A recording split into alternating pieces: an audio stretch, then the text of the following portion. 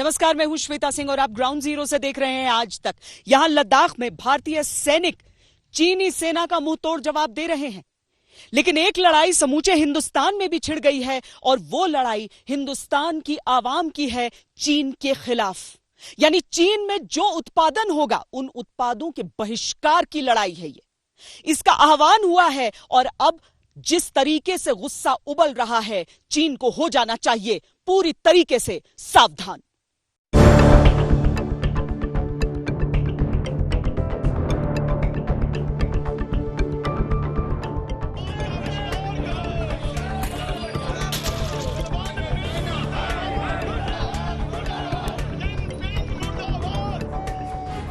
चीन को जवाब मिल रहा है, करारा जवाब मिल रहा है।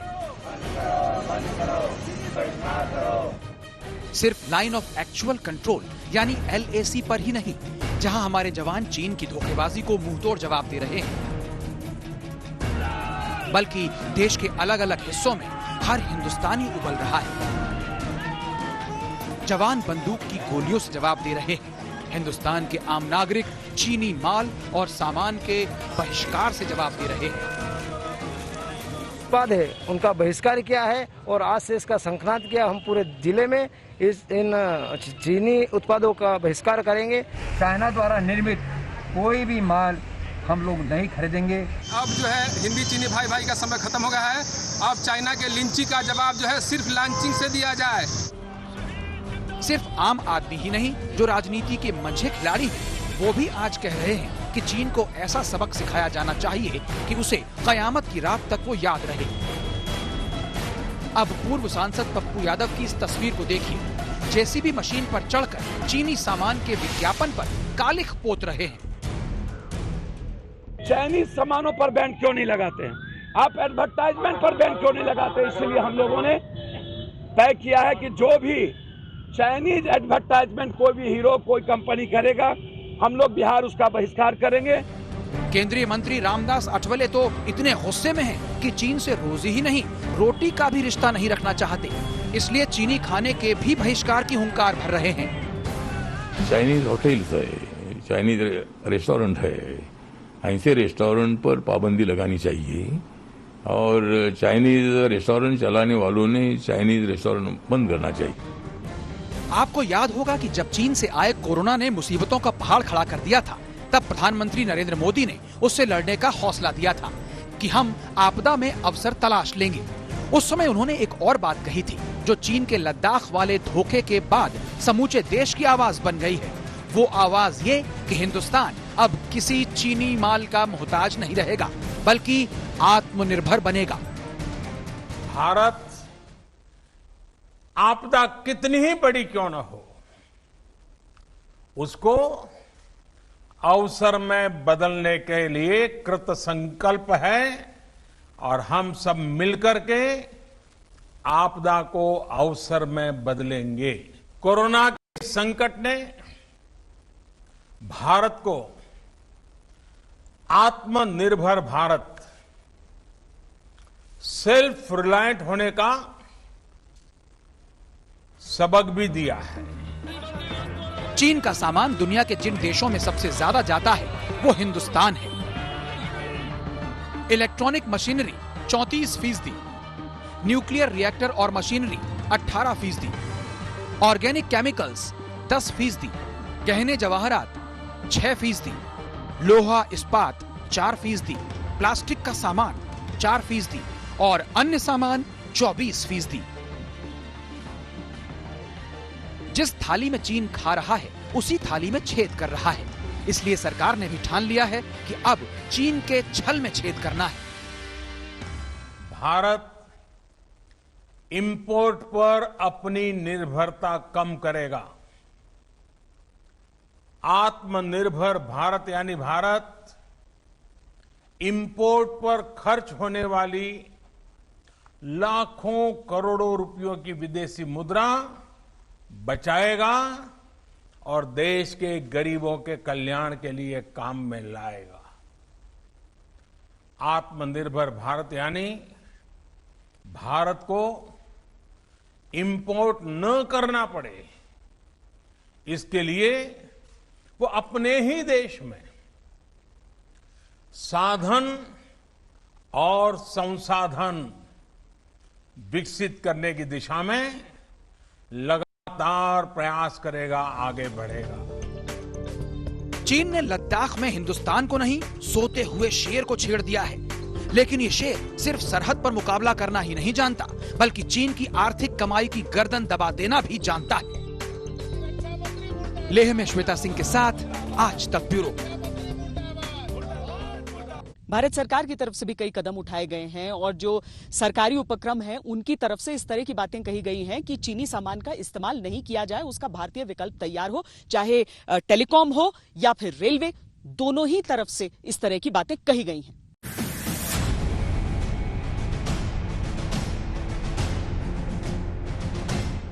संबंधों को बेहतर बनाने की कोशिश कर रहे भारत से चीन ने दुश्मनी मोल ली तो भारत ने भी उसे हर मोर्चे पर झटका देना शुरू कर दिया। आर्थिक मोर्चे पर चीन को बड़ा झटका भारतीय रेलवे ने दिया है। 4 साल पहले चीन को सिग्नल सिस्टम लगाने के लिए दिया गया कॉन्ट्रैक्ट रद्द कर दिया गया है। This contract was awarded in 2016 and this is for signaling and telecom work. This contract has a completion period of 3 years. The work should have been completed somewhere in August 19, but only 20% work has been done. And therefore DFCC has taken a decision to terminate that contract. 2016 में चीनी company से 471 करोड़ का करार हुआ था, जिसके तहत 417 kilometre लंबे रेल ट्रैक पर सिग्नल सिस्टम लगाना था। ये कानपुर से दीनदयाल उपाध्याय जंक्शन यानी मुगल सराय के बीच लगना था। रेलवे ने करार रद्द किया है। हालांकि इसकी वजह कंपनी के खराब प्रदर्शन को बताया गया है। हालांकि यहां भी चीन दगाबाजी कर रहा था। कॉन्ट्रैक्ट के तहत उसने कई वादे किए थे, लेकिन वो उसी तरह वादों से पलट गया जैसे कि गलवान घाटी में किया है। कंपनी ने तकनीकी दस्तावेज सौंपने से इनकार किया। साइट पर इंजीनियर और अधिकृत लोग अक्सर गैर हाजिर पाए गए। स्थानीय एजेंसियों से समझौता नहीं किया, जिससे काम आगे नहीं बढ़ पाया। बार बार बैठक के बावजूद चीनी कंपनी के रवैये में सुधार नहीं आया। इस वजह से कंपनी का करार रद्द किया गया। इसके साथ ही BSNL और महानगर टेलीफोन निगम लिमिटेड यानी MTNL के टेंडर को कैंसिल कर दिया गया है। साथ ही प्राइवेट मोबाइल फोन ऑपरेटर्स के लिए भी हुवेई और ZTE जैसे चीनी ब्रांड से दूर रहने का नियम बनाया गया है।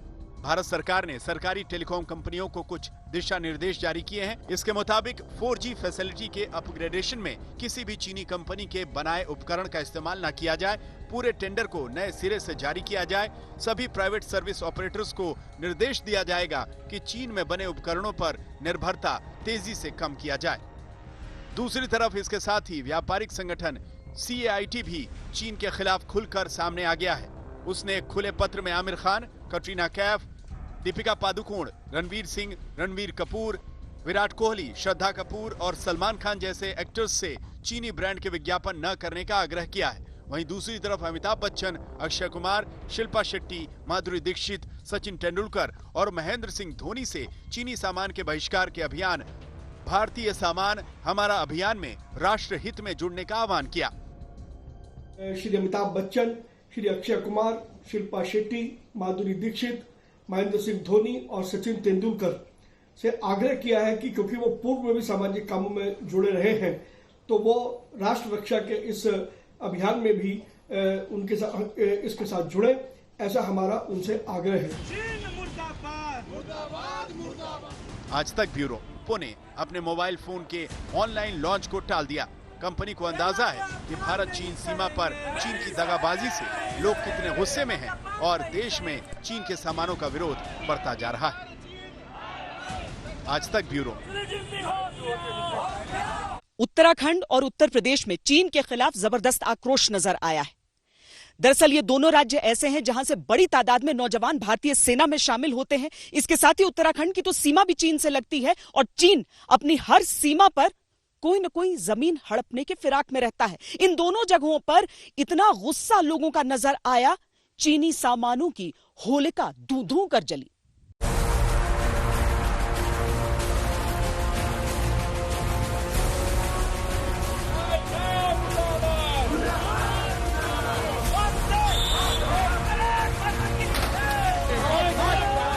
चीन ने पीठ में खंजर खंजर घोंपा तो हिंदुस्तान गुस्से की आग में जलने लगा। प्रधानमंत्री नरेंद्र मोदी के संसदीय क्षेत्र वाराणसी में पहली बार बुनकरों ने चीनी सिल्क से बनी बनारसी साड़ियों और चीन के रेशम की होलिका जलाकर विरोध दर्ज कराया। भारी विरोध और नारेबाजी के बीच प्रदर्शनकारियों ने देखते ही देखते चीनी रेशम से बनी बनारसी साड़ी और चाइना रेशम को शी जिनपिंग की तस्वीर और चीन के झंडे को आग के हवाले कर दिया। इस दौरान व्यापारियों और बुनकरों ने संकल्प लिया कि अब न चीन के सिल्क का इस्तेमाल करेंगे और न ही उनसे बनी साड़ियां बेचेंगे। हम लोग जो चाइना के जो भी प्रोडक्ट हैं, जैसे हम लोग आज बुनकर भाइयों के बीच में है, बुनकर समाज के लोग, वहाँ सबसे बड़ा व्यापार है, चाइना से सिल्क धागा खरीद के आता है और भी उसके स्टेपुल आता है, नाइलान आता है, हर तरह के धागे आते हैं, उसका उपयोग साड़ी में या अन्य कपड़ों में होता है। आज पूर्ण रूप से बुनकर भाइयों ने यह संकल्प लिया है कि चाइना के हर प्रकार के धागे का हम विरोध करेंगे। चाइना की सिल्क की साड़ी, कोई भी धागा या कोई भी पार्ट चाइना का हम लोग नहीं लेंगे। हम उसका विरोध कर रहे हैं और हमारे बुनकर भाई भी विरोध कर रहे हैं कि चाइना का कोई भी धागा, कोई भी प्रोजेक्ट हम यूज नहीं करेंगे। प्रयागराज में भी चीन के राष्ट्रपति शी जिनपिंग के पुतले पर गुस्सा उतारा। लखनऊ में भी लोग गुस्से से लाल थे। बुलंदशहर में समाजवादी पार्टी के कार्यकर्ताओं ने चीन में बनी महंगी एलईडी को कुछ इस अंदाज में चूर चूर कर दिया मानो चीन के अहंकार को पैरों तले रोंद रहे हो। यही नहीं, जवानों की शहादत पर सीने में सुलग रही आग ने जिनपिंग के पुतले को इन सामानों के साथ जलाकर राख कर दिया। चीन से लोहा ले चुके पूर्व सैनिकों का खून भी खौल रहा है। बाराबंकी में ऐसे तमाम पूर्व सैनिकों ने कहा कि अगर सरकार कहे तो अपने 20 जांबाजों के बलिदान का बदला लेने के लिए वो आज भी तैयार हैं। इस मौके पर उन्होंने चीनी सामानों के बहिष्कार की शपथ भी ली। हम लोग इसका बदला लेने के लिए खून खोल रहा है और ये मत सोचे कोई कि हम लोग रिटायर हो गए तो हम लोग कुछ नहीं कर सकते। हम लोग अभी भी सेना में जाने के लिए तैयार हैं और सहयोग करेंगे और मरते दम तक, जब तक ये खून कर रहेगा तब तक हम लोग देश के लिए बलिदान हो जाएंगे।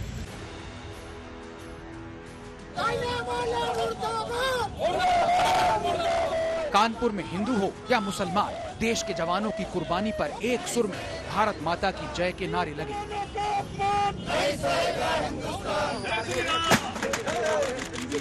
वहीं चीनी सामानों के बहिष्कार की मुहिम की शुरुआत करते हुए महंगे एलईडी टीवी सेट को भी पटक पटक कर तोड़ डाला गया।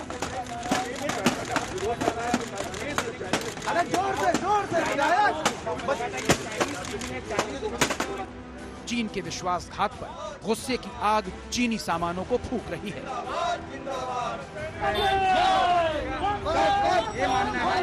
देश में देशभक्ति उबाल पर है और चीन की आर्थिक कमर तोड़ने का संकल्प शहर शहर लिया जा रहा है।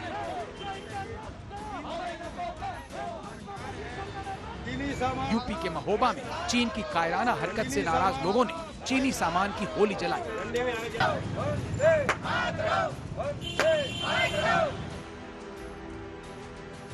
वहीं चीनी झंडे और चीन के राष्ट्रपति शी जिनपिंग की तस्वीरों पर अपना गुस्सा उतारा।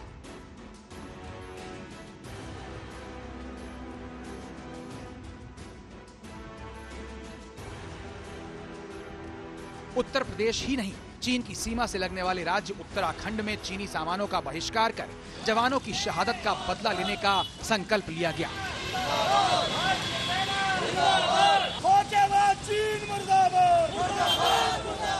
चीन के कायराना हमले से भड़की चिंगारी चीन में बने सामानों की होलिका के तौर पर सामने आई।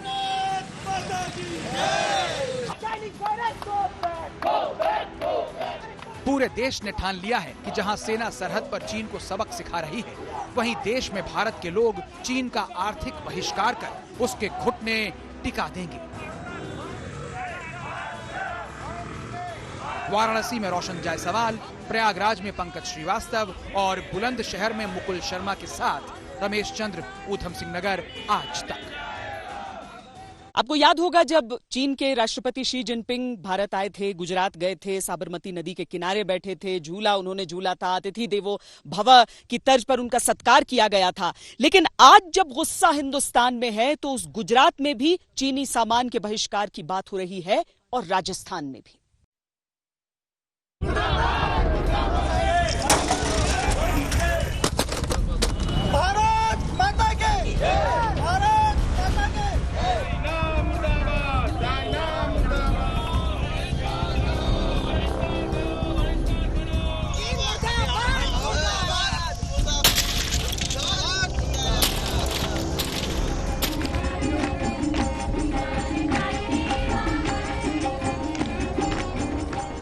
सितंबर 2014 में प्रधानमंत्री नरेंद्र मोदी ने चीन के राष्ट्रपति शी जिनपिंग की गुजरात में अगवानी की थी। उन्हें अहिंसा के पुजारी महात्मा गांधी के साबरमती आश्रम ले गए थे। लेकिन विश्वासघात और हिंसा से दूसरे देशों की जमीन हड़पने वाले चीन का मुखौटा एक बार फिर उतर गया और उसका असली चेहरा सामने आ गया। लद्दाख में हमारे 20 जवान शहीद हो गए। अब वही गुजरात जिसने जिनपिंग का स्वागत पूरे दिल से किया था, आज बेहद गुस्से में है। सूरत में पूर्व सैनिकों ने चीन में बने सामानों को तोड़कर लद्दाख में चीन की हिमाकत का विरोध किया। आर्थिक मोर्चे पर चीन को जवाब देने के लिए इन सैनिकों ने चीनी सामानों के बहिष्कार का संकल्प लिया और फिर टूटे सामानों को जलते हवन कुंड के हवाले कर दिया। सूरत के एक और चौराहे पर युवाओं का चीन के खिलाफ गुस्सा इस तरह फूटा। चीन में बनी टीवी को तोड़कर तमाम देशवासियों से चीनी सामानों के बहिष्कार की अपील की गई।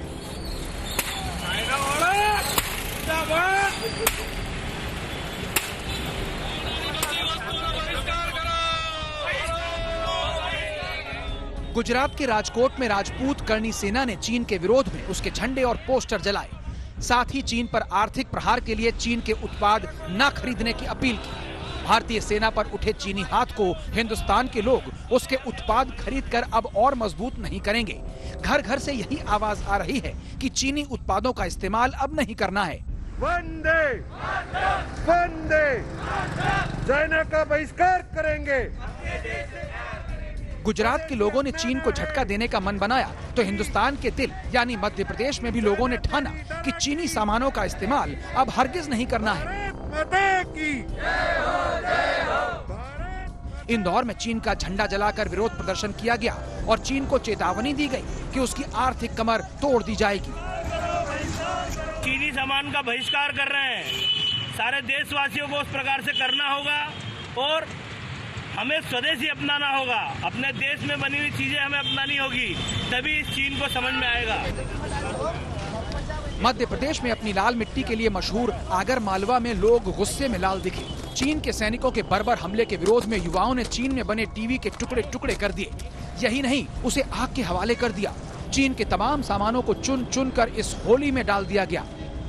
चाइना की वस्तुओं का विरोध करते हैं, चाइना की वस्तुओं का विरोध करते हैं और शपथ लेते हैं कि चाइना की किसी भी सामग्री का उपयोग। यही नहीं, साथ ही युवाओं ने शपथ ली कि वो कभी चीन में बने सामानों का इस्तेमाल नहीं करेंगे।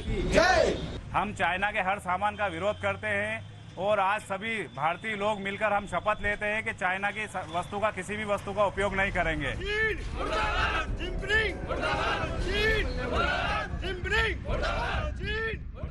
गुजरात और मध्य प्रदेश के साथ ही राजस्थान में भी चीन के खिलाफ गुस्सा फूटा।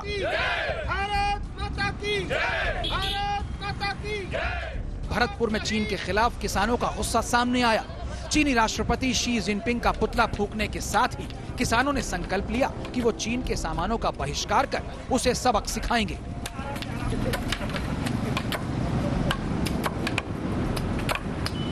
पहले तो हम ये चैलेंज करते हैं कि अगर चीन की बाजुओं में दम है तो वो छाती के सामने वार करे, पीठ पीछे वार करना कायरों का काम होता है। हमने आज चीन के राष्ट्रपति शी जिनपिंग का पुतला दहन किया है और चीनी सामान का बहिष्कार करने का भी आह्वान किया है। देश के उत्तर से दक्षिण तक और पूरब से पश्चिम तक चीन को सबक सिखाने की आवाज उठी। गुवाहाटी में चीन के झंडे और चीनी राष्ट्रपति शी जिनपिंग के पुतले को आग के हवाले कर दिया गया। प्रदर्शनकारियों ने चीन के सामानों का बहिष्कार करने की भी अपील की।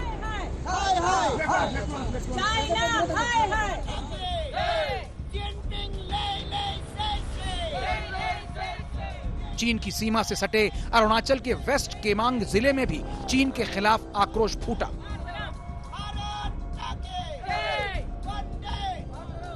चीन की सीमा से सटे अरुणाचल के वेस्ट कामेंग जिले में भी चीन के खिलाफ आक्रोश फूटा। आज तक ब्यूरो। चीन ने जिस हिस्से पर भारत के कब्जा किया है उसे अक्साई चिन इलाके के नाम से हम जानते हैं, लेकिन अक्साई चिन आखिर उसे क्यों कहा जाता है? क्यों नहीं उसे चाइना ऑक्यूपाइड इंडिया या चाइना ऑक्यूपाइड लद्दाख कहा जाता है? ये सवाल लद्दाख के ही एमपी उठा रहे हैं और उनके पास चीन के इलाज के और कई तरीके हैं।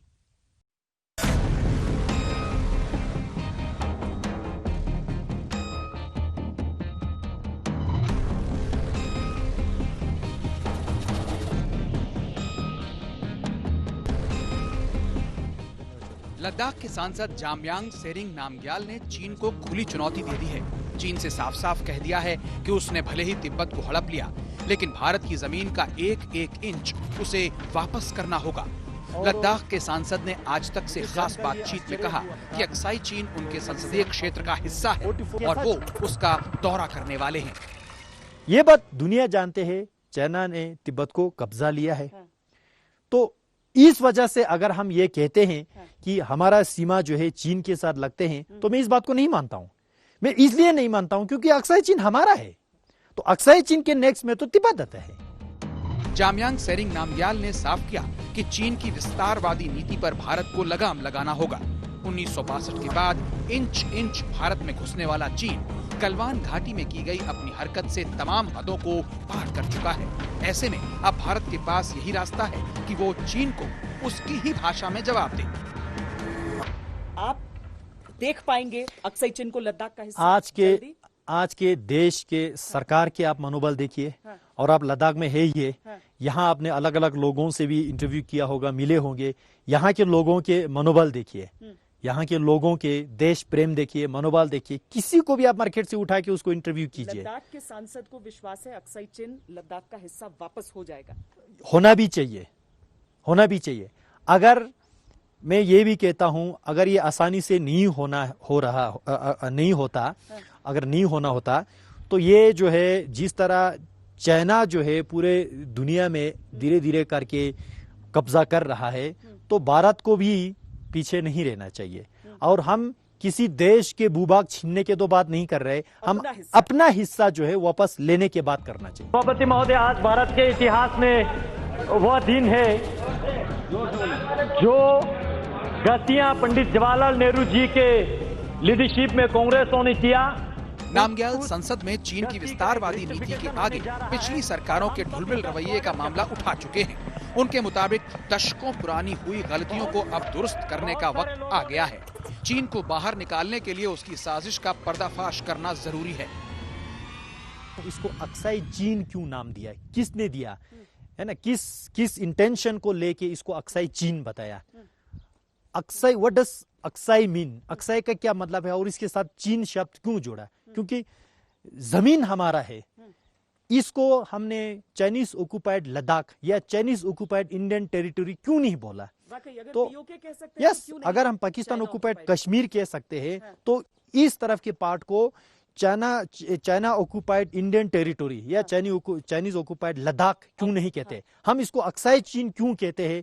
ये जो है एक बार देश वालों को, खासकर जो मीडिया में डिबेट करते हैं एक्सपर्ट लोगों को, ये सोचना चाहिए।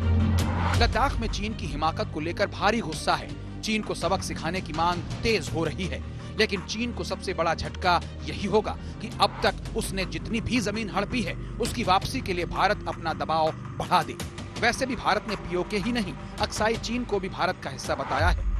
जब मैं सदन में जब जम्मू एंड कश्मीर राज्य बोला हूं, तब पाक ऑक्यूपाइड कश्मीर और अक्साई चीन दोनों इसका हिस्सा है, ये बात को। इस लिहाज से ही लद्दाख के सांसद नामग्याल को उम्मीद है कि भारत चीन के कब्जे से अपनी जमीन हासिल कर सकता है। चाहे वो बंजर हो, वो सूखा हो, वो रेगिस्तान हो, वो पहाड़ी इलाका हो, कुछ भी हो, लेकिन अपने देश की जमीन है, ये किसी को नहीं भूलना चाहिए। किसी को नहीं भूलना चाहिए। अपने देश के जमीन है, चाहे वहां पे अब कुछ घास उगते हैं कि नहीं उगते हैं, बर्फ गिरते है कि बारिश गिरता है, डजंट मैटर, लेकिन वो अपने देश के जमीन है। और इस देश के मिट्टी के साथ, इस देश के भूभाग के साथ, इस देश के जमीन के साथ किसी को इस तरह के स्टेटमेंट दे के देश के साथ, मैं इसको खाली स्टेटमेंट नहीं मानता हूं, ये देश के साथ गद्दारी में मानता हूं। चीन की फितरत को दुनिया भी अच्छी तरह समझ चुकी है। कहीं पैसा तो कहीं ताकत दिखाकर चीन छोटे छोटे देशों को अपने सामने झुकाता रहा है। लेकिन वो भूल गया कि ये हिंदुस्तान है जिसका सर न झुका है न झुकेगा। यही वजह है कि भारत ने इस बार चीन के भारी विरोध के बावजूद सड़कों के निर्माण को नहीं रोका। एग्जैक्ट फ्रंट लाइन पे जहाँ पे हमारा स्ट्रेटेजिक इंपॉर्टेंट पॉइंट है, वहाँ तक सड़क बिछाना, ब्रिजेस बनना और ऑब्जर्वेटरी पॉइंट बनाना, बंकर बनाना, एक वो। और सेकंड थिंग जो है, अलोंग विद LAC बॉर्डर पे जो लोग रहते हैं, सिविलियंस के लिए इंफ्रास्ट्रक्चर, ये दो इंफ्रास्ट्रक्चर में दो कैटेगराइज करता हूँ। और दोनों चीज में, और खासकर फ्रंट लाइन के जो इंफ्रास्ट्रक्चर डेवलप करने में अभी जो है फार बेटर है, पहले से फार बेटर जो है इंफ्रास्ट्रक्चर आज बड़े स्पीड में। डर नहीं है, दबाव नहीं है, कर रहे हैं हम काम, बिल्कुल ही डर नहीं है। दूसरी तरफ चीन को यह चिंता खाई जा रही है कि अगर भारत ने गलवान घाटी में बुनियादी ढांचा खड़ा कर लिया तो वो एक तरफ अक्साई चीन पर दबाव बना सकता है और दूसरी तरफ सीपेक के तहत कशगर से बनने वाली सड़क पर नजर रख सकता है। सीपेक की जहां तक बात है तो चीन के कशगर से पाकिस्तान के ग्वादर बंदरगाह तक जाने वाली सड़क POK से होकर गुजरती है। अगर हिंदुस्तान की फौज गलवान की ऊंची पहाड़ियों पर मौजूद रहेगी तो वो जब चाहे इस हाईवे को निशाना बना सकती है। इस वजह से ही भारत बुनियादी ढांचा खड़ा करता जा रहा है। दूसरी तरफ चीन की बौखलाहट बढ़ रही है, लेकिन उसे अंदाजा नहीं कि उसकी टक्कर 2020 के भारत से है। लेह में श्वेता सिंह के साथ आज तक ब्यूरो। तो चीन के सामान का ही बॉयकॉट न हो, बल्कि चीन के नाम का भी बॉयकॉट हो, उसके काम का भी बॉयकॉट हो। बहरहाल जो चीनी सामान के बहिष्कार की आवाज उठी थी वो इसी लद्दाख से उठी थी, जिसमें धीरे धीरे चीन चाहता है कि उस पर अतिक्रमण कर ले। यहां पर सोनम वांगचुक किस तरीके से बॉयकॉट चाइना की आवाज बनकर समूचे देश में छाए हैं, दिखाते हैं आपको।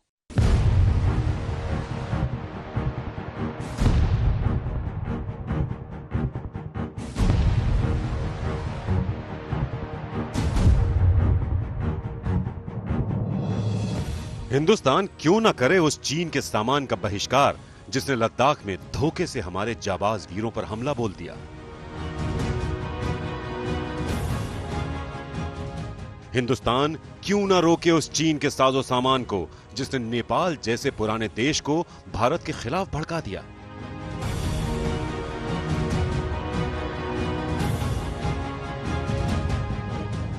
हिंदुस्तान क्यों ना उठा फेंके उस चीन की हर चीज को जो भारत में आतंक फैलाने वाले पाकिस्तान को शह देता रहता है। इसीलिए एक तरफ हिंदुस्तान सीमा पर चीन को जवाब देने का दमखम रखता है तो दूसरी तरफ उसकी आर्थिक कमर तोड़ने की भी बात बहुत तेज हो गई है। इसके लिए चीनी माल के बहिष्कार की आवाज उठने लगी है, जिसे सरकार भी सुन रही है। The majority countries are not interested to deal with China. That is also the one of the strength for Indian industry. चीन के खिलौने, चीन का इलेक्ट्रॉनिक सामान और अब तो चीन से ही आ रहा है पूजा पाठ का सामान। धीरे धीरे ऐसी सोच बनती जा रही है कि हिंदुस्तान चीन का माल खरीदता है और हिंदुस्तान से मिले पैसे को चीन हमारे ही खिलाफ इस्तेमाल करता है। इसीलिए इसके सामान के बहिष्कार की मांग उठने लगी है। इस बहिष्कार की मांग को सबसे पहले उठाया था लद्दाख के सामाजिक कार्यकर्ता सोनम वांगचू ने। Enough people in India and elsewhere choose not to buy made in China. All the people of India and inspired by us, people of the world, who are very upset with China, take this further on, and it really has a significant impact on their businesses. 1962 के युद्ध के बाद भारत और चीन के रिश्तों में बेहद खटास आ गई, जिसकी अपमानित यादों के साए में हिंदुस्तान सुलगता रहता है। लेकिन आहिस्ता आहिस्ता अर्थव्यवस्था के जरिए दोनों देश काफी करीब आए। खुद प्रधानमंत्री नरेंद्र मोदी ने चीन को जितनी तरजीह दी, वो दोनों देशों की आर्थिक और कूटनीतिक दोस्ती की तरफ एक बड़ा कदम था। लेकिन चीन ने दोस्ती के मूल्यों को कभी महत्व दिया ही नहीं। चीन ने ऐसी हालत बना दी कि जिस डाली पर बैठा है उसी को काटने लगा। भारत और चीन के आर्थिक रिश्तों को देखें तो पिछले साल भारत ने चीन से 5,62,600 करोड़ रुपए का माल खरीदा, जबकि चीन को बेचा 1,35,200 करोड़ रुपए का। भारत चीन से इलेक्ट्रॉनिक चीजें, साउंड, टेलीविजन और इनसे जुड़ी चीजें खरीदता है। ऑर्गेनिक केमिकल्स और प्लास्टिक की चीजें भी चीन से भारत बहुत आती हैं। इतना ही नहीं, न्यूक्लियर रिएक्टर्स, बॉयलर्स जैसी चीजें भी भारत चीन से लेता है। करीब 25 दिन पहले लद्दाख में चीन की करनी पर सोनम वांगचुक ने चीनी माल के बहिष्कार की बात उठाई थी। अब उसी लद्दाख में चीन की मक्कारी खुलकर सामने आ गई।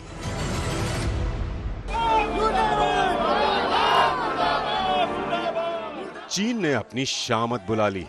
अगर भारत ने उसके प्रोडक्ट्स का बायकॉट कर दिया तो उसकी अर्थव्यवस्था को संभालने वाला कोई मिलेगा नहीं। आज तक ब्यूरो। भारत चीन को जितना सामान बेचता है उससे दोगुना खरीदता है। चीन दोस्ती तो कभी समझ नहीं पाया, शायद व्यापार का भी मर्म वो भूल चुका है। हमने हमेशा से ही अपने पड़ोसियों के साथ एक कोऑपरेटिव और फ्रेंडली तरीके से मिलकर काम किया है। चीन के साथ भारत के रिश्तों की मजबूती की हर कोशिश पर ड्रैगन ने पानी फेर दिया। लद्दाख में भारत की सरजमी पर उसका आना उसकी जेब पर बहुत भारी पड़ने वाला है, क्योंकि भारत दुनिया के जिन देशों से सबसे ज्यादा सामान मंगाता है और जहां सबसे ज्यादा भारत का रुपया जाता है, उनमें से एक महत्वपूर्ण देश चीन है। भारत सबसे ज्यादा 24% सामान मिडिल ईस्ट के कई देशों से आयात करता है। दूसरे नंबर पर चीन आता है, जहां से 18% माल आता है। यूरोपीय संघ के देशों से 16% और अमेरिका से 7% माल भारत मंगाता है।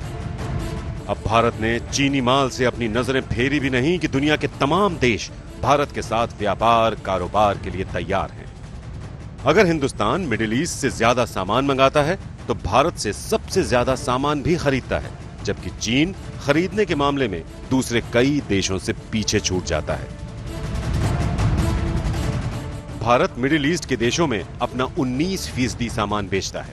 दूसरे नंबर पर यूरोपीय देश हैं, जहां भारत अपना 18% सामान निर्यात करता है। तीसरे नंबर पर अमेरिका है, जो 17% सामान खरीदता है, जबकि चौथे नंबर पर चीन आता है, जहां भारत का 9% सामान ही जाता है। चीन सरहद पर अपनी सैनिक चालाकी और दगाबाजी में ये भूल गया कि वो भारत को जितना पैसा देता है उससे 2 गुना उसे भारत से मिलता है। लेकिन चीन की मक्कारी ही अब उस पर भारी पड़ने वाली है। आज तक ब्यूरो। हमारी इस खास पेशकश में इतना ही। देश और दुनिया की बाकी खबरों के लिए आप देखते रहिए आज तक।